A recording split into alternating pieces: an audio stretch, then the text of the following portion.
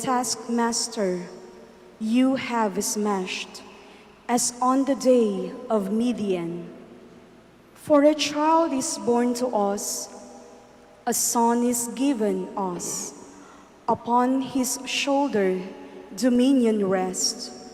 They name him Wonder Counselor, God Hero, Father forever, Prince of Peace. His dominion is vast and forever peaceful. From David's throne and over his kingdom, which he confirms and sustains by judgment and justice, both now and forever. The zeal of the Lord of hosts will do this. The word of the Lord. Thanks be to God.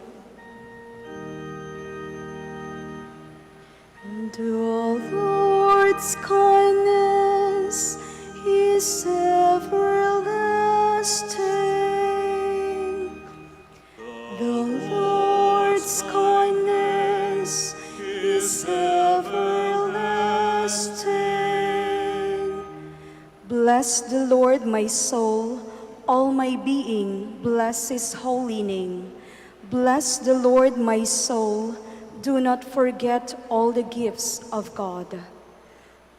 The Lord's kindness is everlasting.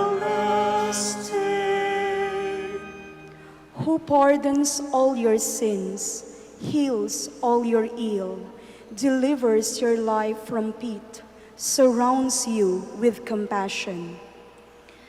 The Lord's kindness is everlasting. The Lord does righteous deeds, brings justice to all the oppressed. Merciful and gracious is the Lord, is slow to anger, abounding in kindness. The Lord's kindness is everlasting. As a father has compassion on his children, so the Lord has compassion on the faithful. But the Lord's kindness is forever toward the faithful from age to age. The Lord's kindness is everlasting. God is rich in mercy. A reading from the letter of Paul to the Ephesians. Brothers and sisters, God, who is rich in mercy, because of the great love he has for us, even when we were dead in our transgressions, brought us to life with Christ. By grace you have been saved, raised us up with him, and seated us with him in the heavens in Christ Jesus, that in the ages to come God might show the immeasurable riches of his grace in his kindness to us in Christ Jesus. For by grace you have been saved through faith, and this is not from you, it is the gift of God. It is not from works, so no one may boast. For we are God's handiwork, created in Christ Jesus for good works that God has prepared in advance, that we should live in them. The word of the Lord. Thanks be to God. Please stand.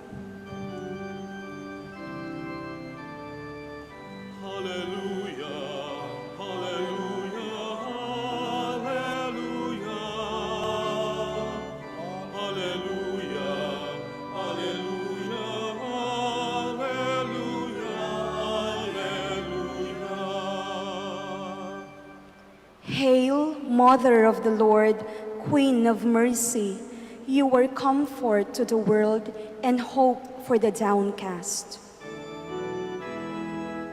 Hallelujah.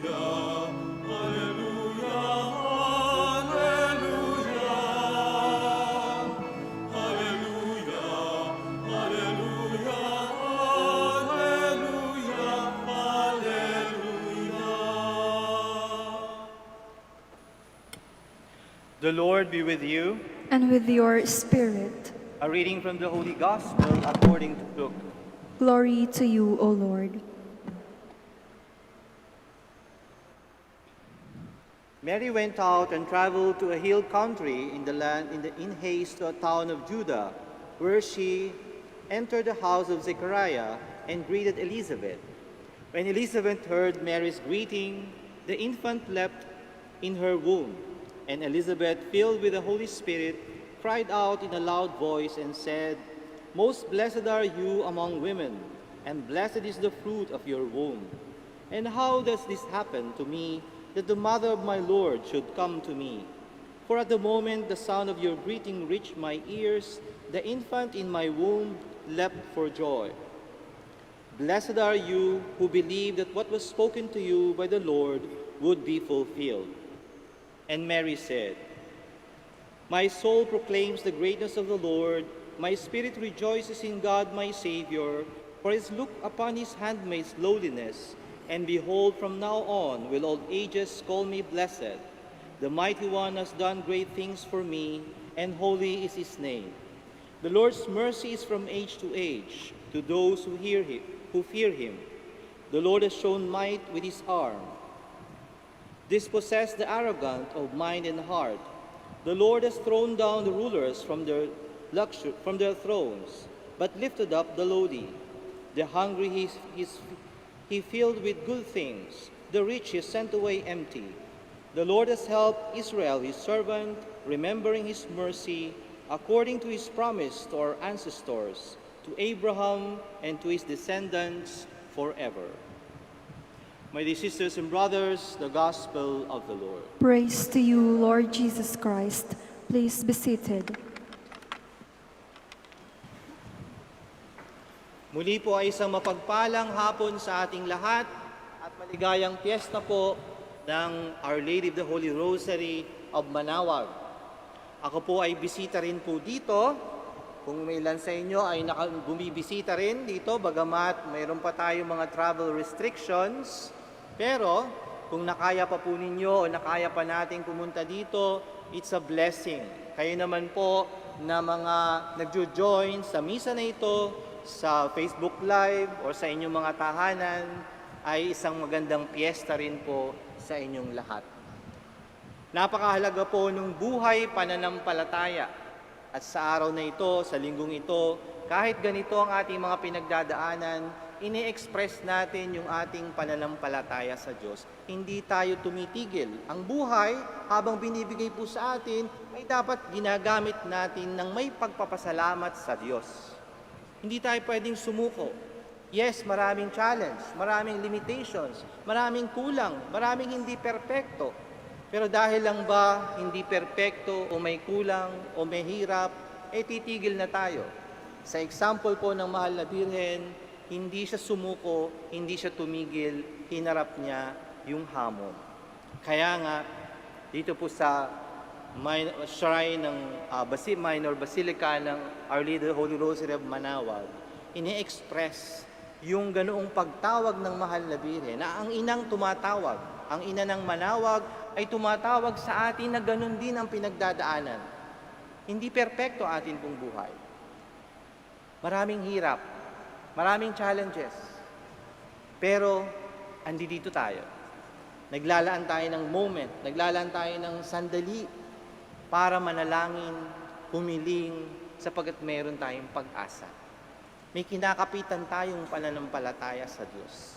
At dito po tayo tinatawag ng Mahal na Ina. Tinatawag tayo na ipagpatuloy na lumapit sa kanyang anak. Karga-karga po niya ang ating Panginoong Hesus. At ang kanyang pagtawag ay papunta sa kanyang anak. Para tayo rin, mailapit din ang ating mga puso sa kanya pong anak, ang ating Panginoong Hesus. Sapagkat siya lang po ang sagot. Siya lang po yung talagang makakagamot sa atin. Kaya kahit po ganito ang mga sitwasyon natin sa buong mundo, sa ating bayan, sana po nandoon yung ating patuloy na pagtugon sa tawag ng Mahal na Ina, pagsunod sa kanyang anak, pakikinig sa kanyang anak. Ito po yung ating ginagawa ngayon. Napakahalaga po.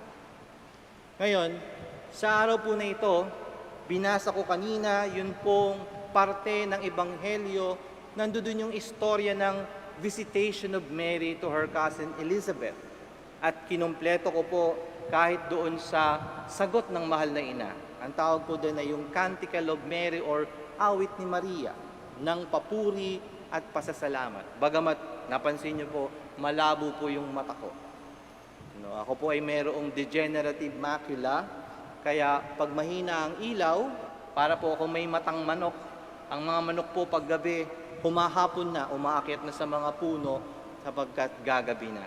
Hindi na sila makakita. Para po akong may ganun yung kondisyon ng mata ko. No, mahirap po ang malabo ang mata. Pero pasalamat pa rin po ako kahit physically malabo po yung aking mata. Salamat sa Diyos. Nakikita ko pa rin po yung pagkilos at presensya rin ng Diyos sa akin pong buhay. At ito po yung ipinapakita ng ating mahal na ina. Napakalinaw sa mahal na Birhen. Yung pagsunod sa Diyos. Yung pananampalatayang yun sa Diyos. Kaya nga, nakaka-respond, nakakatugon si Maria sa mga sitwasyon ng kanyang buhay nung kanyang panahon.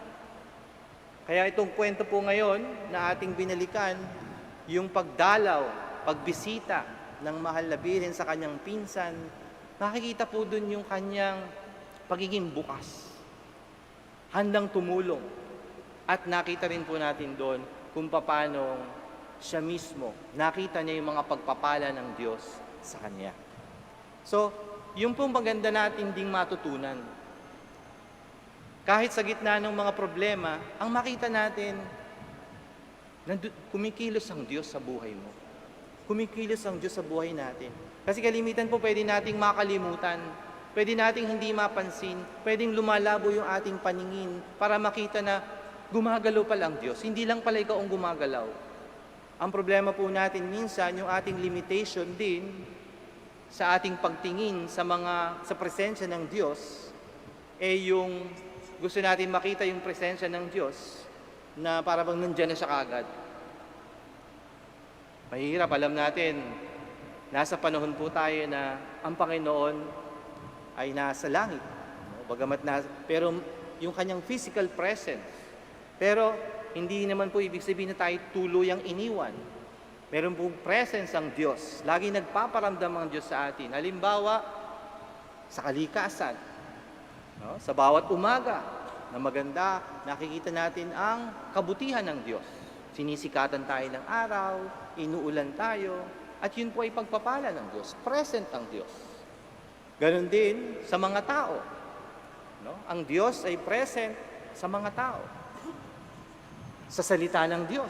Ang Diyos po ay present sa kanyang salita. Kaya nga, tuwing linggo at yung iba araw-araw, pinapakinggan, binabasa ang salita ng Diyos. Ang Diyos po ay nagiging present sa kanyang simbahan, sa mga sakramento, tulad nga po nitong misa. God is present in the sacraments. Sa Eucharistia na atin pong tatanggapin, kayo po na nandito physically, matatanggap nyo physically, sa mga nasa kanila pong tahanan na nagjo-join dito via Facebook Live, ay tayo po ay spiritually. Nandun pa rin yung presence ng Diyos sa atin. Saan pa po nagiging present ang Diyos? Saan pa natin nararamdaman ng presensya ng Diyos? Sa mahihirap. Kaya sabi ng Panginoon, whatever you do to the least of my brothers, you did it to me. Sa mga mahihirap nating kapatid, present po ang Diyos. Pag tinulungan mo ang iyong kapatid na naghihirap, tinulungan mo ang Diyos. Saan pa po present ang Diyos? Ano pa yung presence ng Diyos sa atin? Sa mga events sa ating buhay. In ordinary at sometimes, hindi naman kailangan extraordinary minsan. No, nagiging present ang Diyos in the events of our life. No, nakikialam ang Diyos. Nandiyan dyan ang Diyos. Ako po, for example, maalala ko, yung isang very particular na pangyayari kung saan masasabi ko, naging present ang Diyos sapagkat naputol po yung aking kamay sa isang aksidente. Ito pong kanang kong kamay ay pinulot ko. Nagkadurog-durog po mula dito sa gitna ng balikat ko hanggang dito po sa siko. Ang sabi ko noon, ako po'y seminarista pa lang noon ako, paano kaya ito, Lord? Pero kinapitan ko lang sa aking pananampalataya, Lord, ikaw ang nagbigay, sana po ibalik mo na magamit ko pa po yung kamay ko. And praise the Lord, Ang kamay ko po, bagamat nabawasan ng 1 inch, ay nagamit ko pa rin po. So masasabi ko, in that event, sa gitna man ng isang aksidente, masakit na pangyayari, pero pinagaling pa rin ako ng Diyos, masasabi ko, nandoon, present ang Diyos. Gumagalaw siya sa buhay ko at sa mga buhay po natin.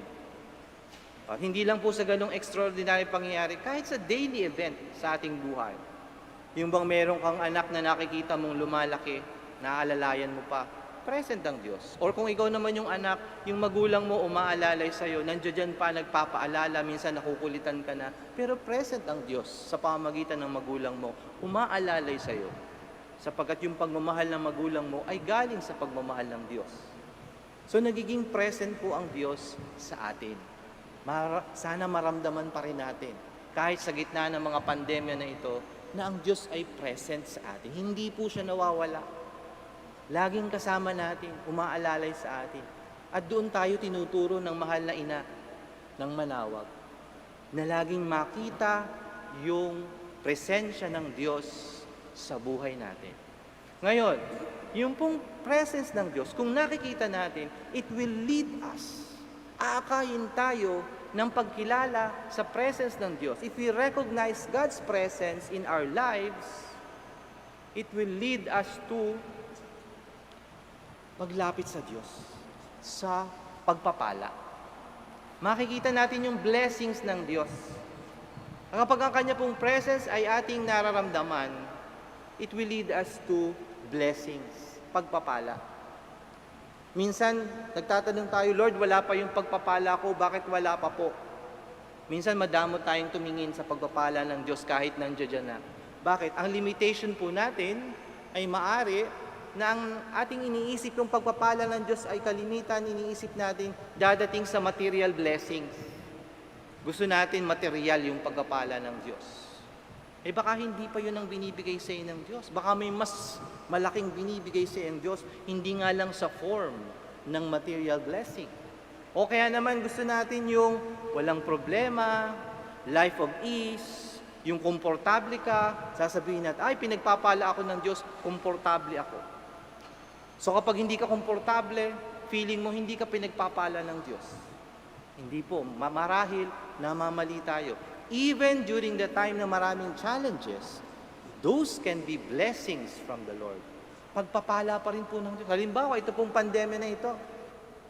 Pwedeng maging pagpapala ng Diyos sa atin kung mapalapit tayo sa Diyos dahil sa pinagdadaanan natin na to.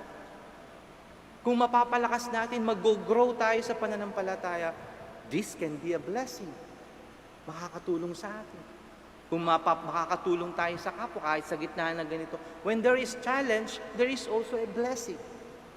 Yun po yung sanang hindi natin malampasan. Sana makita rin po natin yun.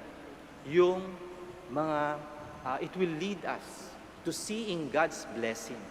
Ngayon, kapag nakita po natin yung mga pagpapala sa buhay natin, yung mga nangyayaring blessings, kahit ordinaryo lang po na blessing yan, huwag niyong lalaitin. Kung nakikita po natin yun, ang susunod po doon, it will lead us to gratefulness. Pagpapasalamat sa Diyos. At it will lead us to happiness, joy. Kasi kung sa ordinaryong panahon ng buhay mo at kahit sa mahirap na panahon ng buhay mo, nakikita mo yung pagpapala ng Diyos at grateful ka pa rin. Katulad ng mahal na birhen, na kahit na ang hirap-hirap ng kanyang hinaharap na challenge, isa siyang dalaga, nagdadalang tao rin, aalalay pa siya sa kanyang pinsan, naglakbay pa siya ng malayo, wala naman sasakyan. May kanya po siyang sitwasyon noon. Hindi man pandemic, pero ang sitwasyon niya mahirap din. Pero anong nangyari?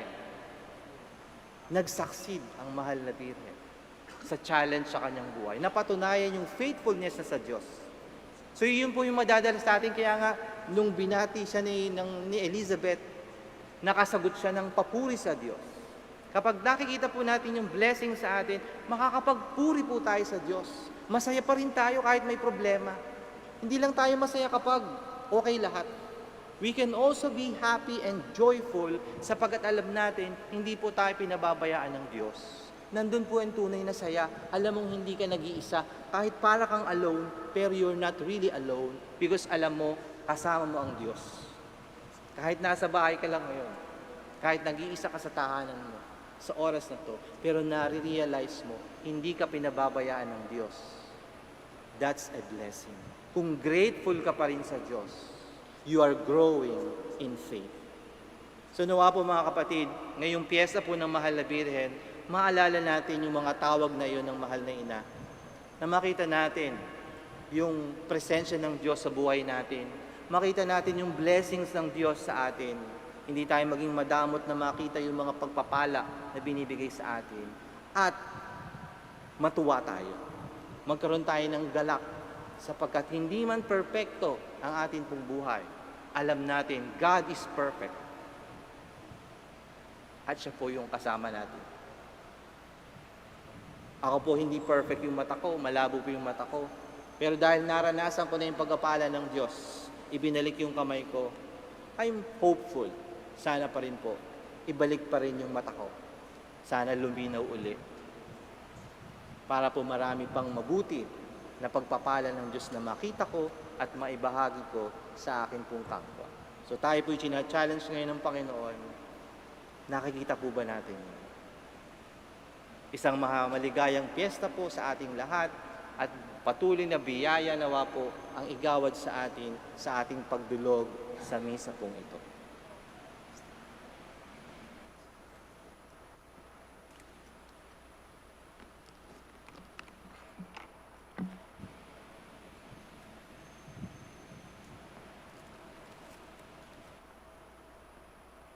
Tayo po'y magsitayo upang panindigan ang ating pananampalataya. I believe in God, the Father Almighty, Maker of heaven and earth, of all things visible and invisible. I believe in one Lord Jesus Christ, the only begotten Son of God, born of the Father before all ages, God from God, light from light, true God from true God, begotten not made, consubstantial with the Father. Through him all things were made. For as man and for our salvation, he came down from heaven, and by the Holy Spirit was incarnate of the Virgin Mary, and became man. For our sake he was crucified under Pontius Pilate. He suffered death and was buried, and rose again on the third day, in accordance with the Scriptures. He ascended into heaven, and is seated at the right hand of the Father. He will come again in glory to judge the living and the dead, and his kingdom will have no end. I believe in the Holy Spirit, the Lord, the giver of life, who proceeds from the Father and the Son, who with the Father and the Son is adored and glorified, who was spoken through the prophets. I believe in one holy, Catholic, and Apostolic Church. I confess one baptism for the forgiveness of sins, and I look forward to the resurrection of the dead and the life of the world to come. Amen. With the prayer of the Blessed Virgin Mary as our model, let us give praise to God and present our needs as we say, Lord, hear our prayer. Lord, hear our prayer. For all the members of the Church, may they look up to Mary as their mother and live as worthy children of so noble a mother. Let us pray to the Lord. Lord, hear our prayer. For national, for those in public office, that our God and the Lord may direct their minds and hearts according to his will for the true peace and freedom of all. Let us pray to the Lord. Lord, hear our prayer. For a swift end to the COVID-19 pandemic that afflicts our world, that our God and Father, through the intercession of Mary, our Mother, will heal the sick, strengthen those who care for them, and help us all to persevere in faith. Let us pray to the Lord. Lord, hear our prayer. For all who devotedly recite the Rosary, may they be drawn closer to God through this prayer. Let us pray to the Lord. Lord, hear our prayer. For all of us who celebrate the feast of Our Lady of the Rosary, may we, like Mary, praise God, recognize his might and mercy, and remain faithful to him until death. Let us pray to the Lord. Lord, hear our prayer. Father, you sent your Son to be born of a woman Mary, grant that our devotion to her may draw us closer to your Son, who lives with you in the Holy Spirit forever and ever.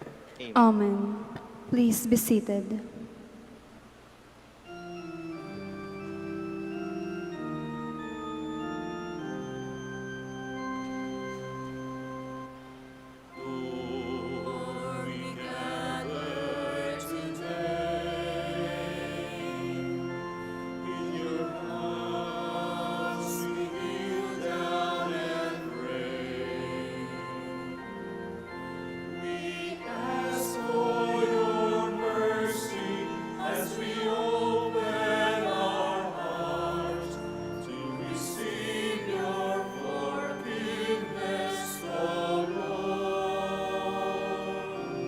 Blessed are you, Lord, God of all creation. Through your goodness we have this bread to offer, which was given in human hands to drink. It will become for us the bread of life. Bless them, Lord Jesus, feed us now, give us life. Send us your Spirit, the source of our life. Blessed are you, Lord, God of all creation. Through your goodness we have this wine to offer, fruit of the vine of work in human hands, will become our spiritual drink.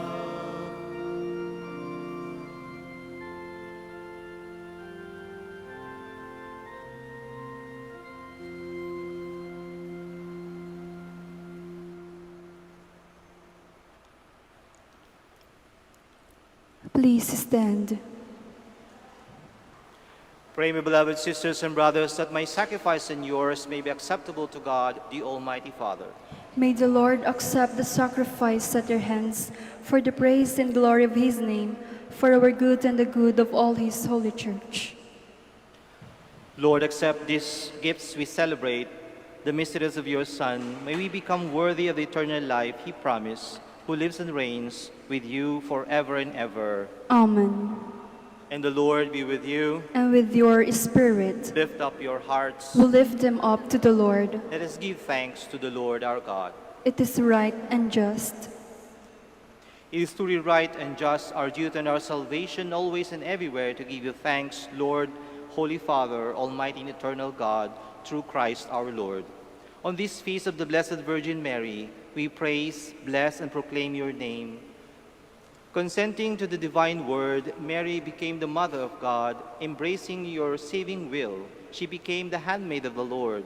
Devoting herself to the life and work of your Son, Mary cooperated in the mystery of redemption.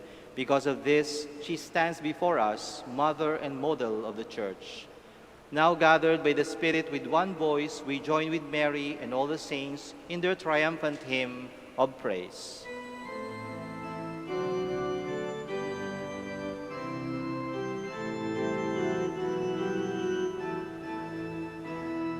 Santo, Santo, Santo, Panginoong Diyos, nabubuno ang langit at lupa at kadakilaan mo. Hosana, Hosana, Hosana sa kaitaasan. Hosana,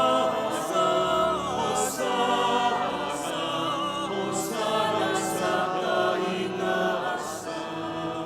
Pinagpala na Panginoon sa ngalan ng Panginoon. Hosana, Hosana, Hosana sa kaitaasan.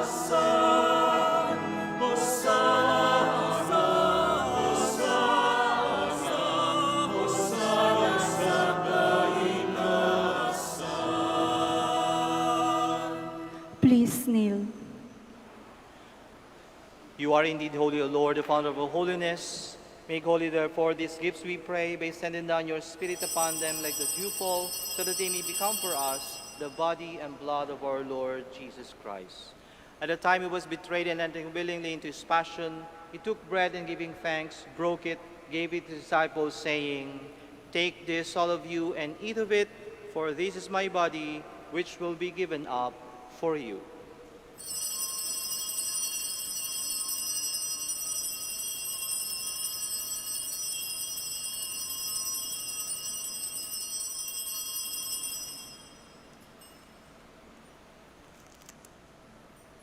In a similar way, when supper was ended, he took the chalice and once more giving thanks, gave it to his disciples, saying, "Take this, all of you, and drink from it, for this is the chalice of my blood, the blood of the new and eternal covenant, which will be poured out for you and for many for the forgiveness of sins. Do this in memory of me."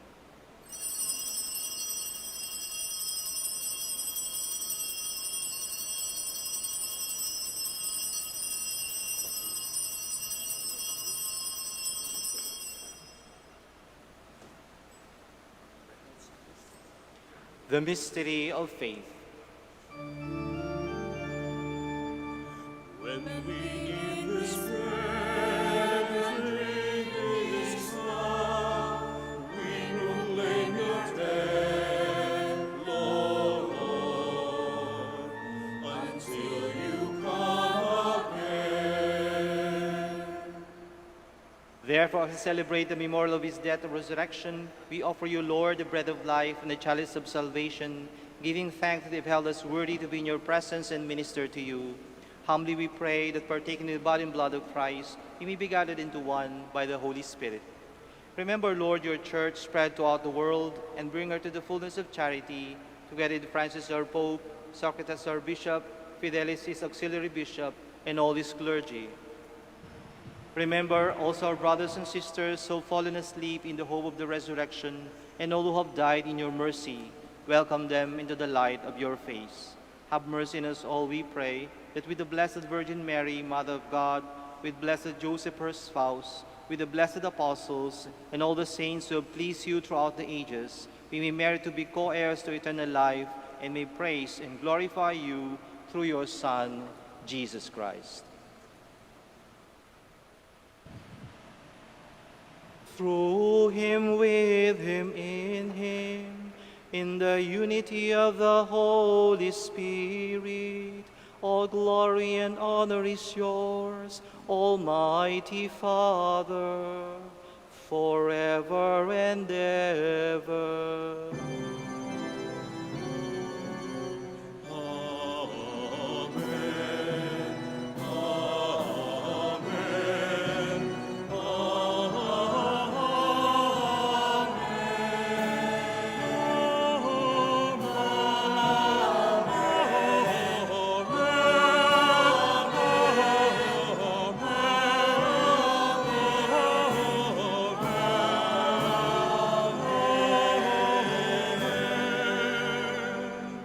Please stand. Now as one family, let us pray to the Father in the words our Lord Jesus Christ taught us. Amen.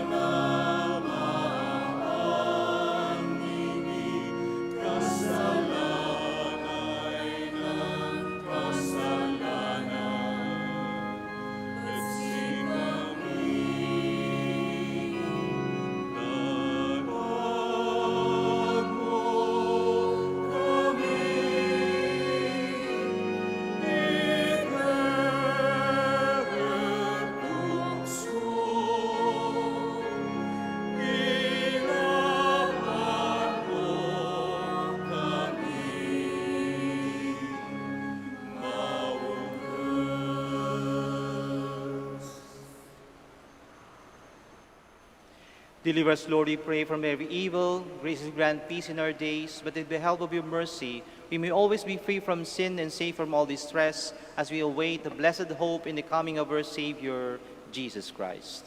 For the kingdom, the power, and the glory are yours, now and forever. Lord Jesus Christ, who said to your apostles, "Peace I leave you, my peace I give you," look not on our sins, but on the faith of your church, and graciously grant her peace and unity in accordance with your will, who live and reign forever and ever. Amen. The peace of the Lord be with you always. And with your spirit. Let us offer each other the Lord's sign of peace.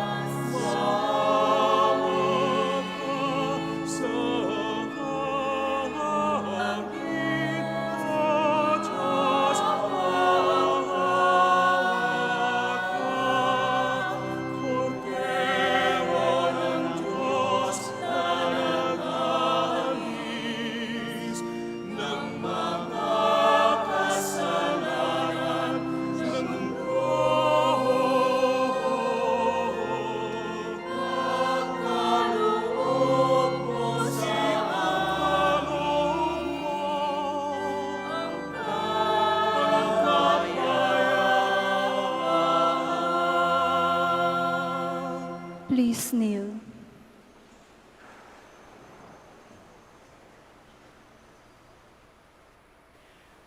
This is Jesus present in the Eucharist. He is the Lamb of God who takes away the sins of the world. Happy are we who are invited in this banquet. Lord, I am not worthy that you should enter under my roof, but only say the word, and my soul shall be healed.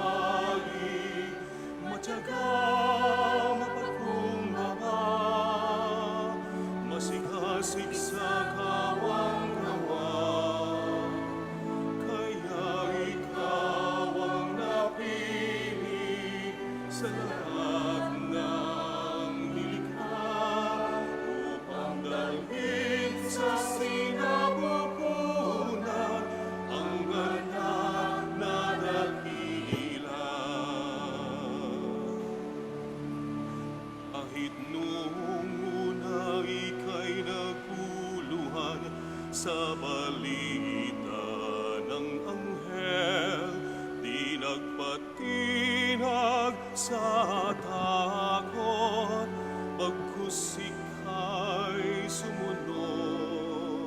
Narito ako, ang alipin ng Panginoon.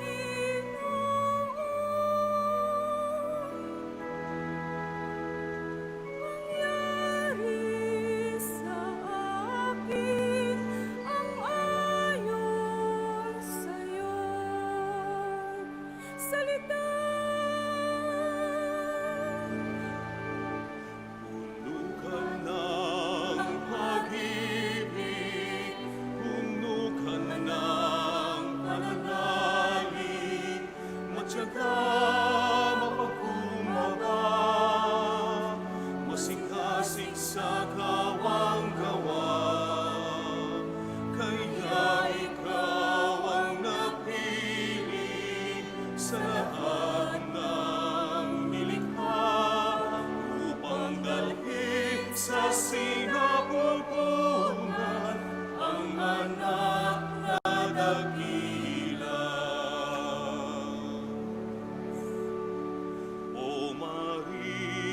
Minamahal naming ina, turuan mo kami na tumukon binatulan mo sa Diyos na tumatawag sa amin at sumunod sa Kanya. Malis din sana ang takot at lubusan ng magtiwala.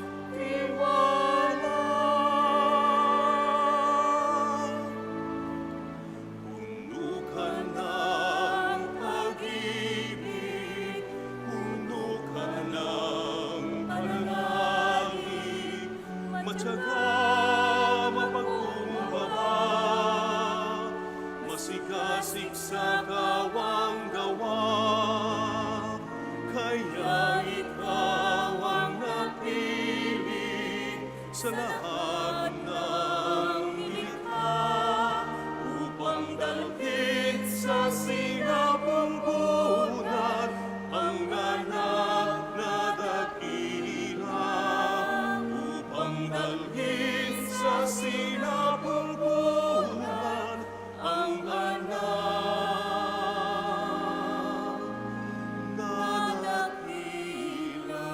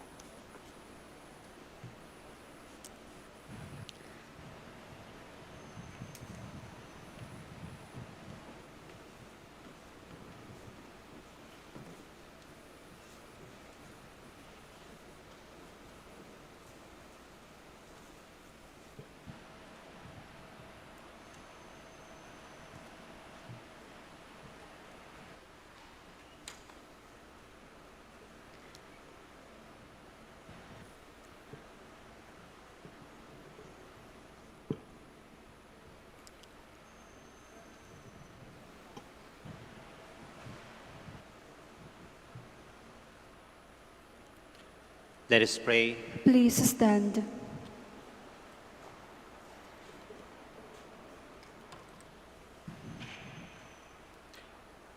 Lord our God, in the Eucharist, we have proclaimed the death and resurrection of Christ.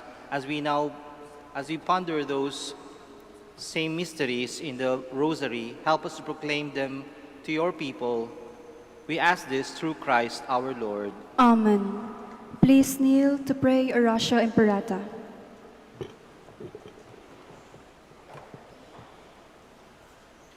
God our Father, we come to you in our need to ask your protection against COVID-19 that has claimed lives and has affected many. We pray for your grace for the people tasked with studying the nature and cause of this virus and its disease, and of stemming the tide of its transmission.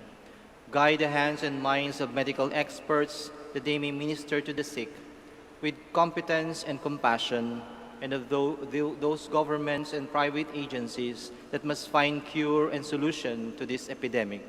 We pray for those afflicted, may they be restored to health soon. Grant us the grace to work for the good of all and to help those in need. Grant this to our Lord Jesus Christ, your Son, who lives and reigns with you in the unity of the Holy Spirit, one God, forever and ever. Amen. Amen. Mary, help of Christians. Pray for us. Saint Raphael the Archangel. Pray for us. Saint Rock. Pray for us. Saint Lorenzo Ruiz. Pray for us. Saint Pedro Calungsod. Pray for us. Please be seated for the word of thanks and announcement. Word of thanks. The Minor Basilica of Our Lady of the Rosary of Manaoag would like to thank Reverend Father Patrick Hiwatig Opie for presiding over the Novena Mass. We would also like to thank the Word Proclaimers, Eucharistic Ministers, Knights of the Altar, Los Señores and El Shaddai Choir, and ushers for actively participating in the Eucharistic celebration and being one in honoring the Blessed Mother. And finally, we thank you, our dear pilgrims and sponsors of this Mass. May the care and the intercession of the Blessed Mother, Our Lady of the Rosary of Manaoag, bring us closer to her Son, Jesus Christ. Announcement. Today is the feast day of Our Lady of the Rosary of Manaoag. The High Mass will be celebrated at 4 p.m. to be presided by His Excellency Socrates B. Villegas, TD, Archbishop of Lingayen, Dagupan, and to be followed by sending off of the pilgrim image to all the streets of the poblacion of Manaoag. Please light a candle outside your homes as the image of the Apo Bakut passes by. See you all here or join us live stream via Facebook, YouTube, and Manaoag Dominican Radio 102.7 FM. Thank you and happy fiesta to everyone. Please stand. Before the final blessing, I also wish to thank the Shrine of Our Lady of Manaoag for the opportunity to celebrate Mass here also. Salamat po sa pagkakataon na kasama kayo sa pagdiriwang po na ito. And the Lord be with you. And with your spirit. Bow your heads and pray for God's blessing.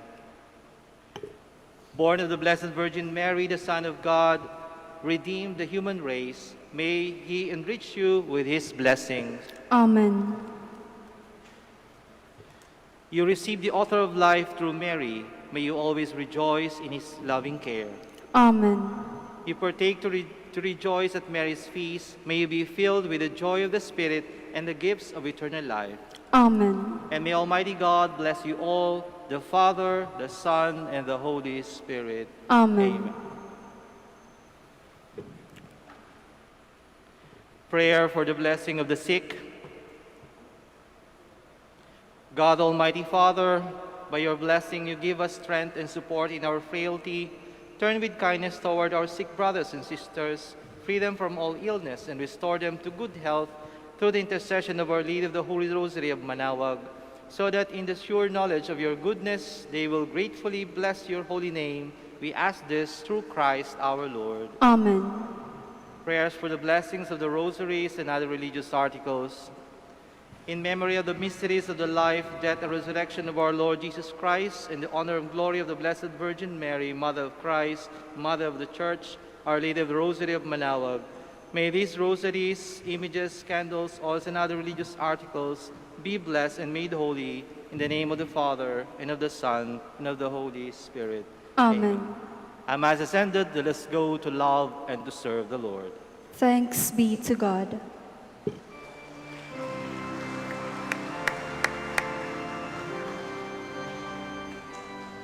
O Maria, ina ng Manaoag,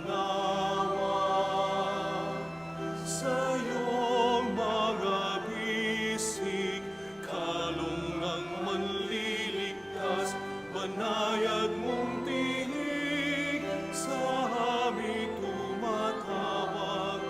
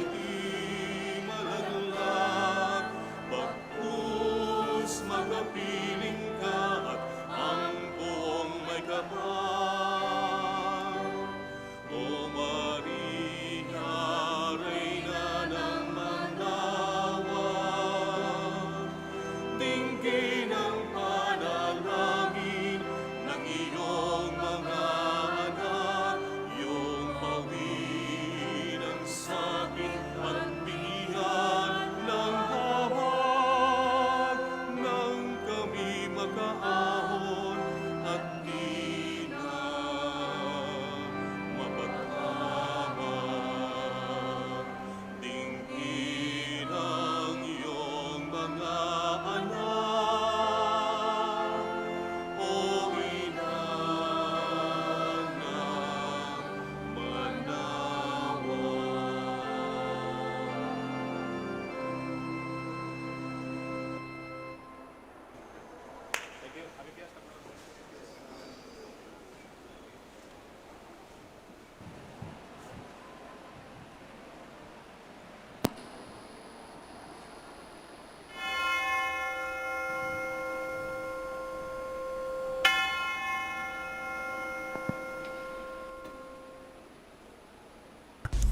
A coronavirus prayer.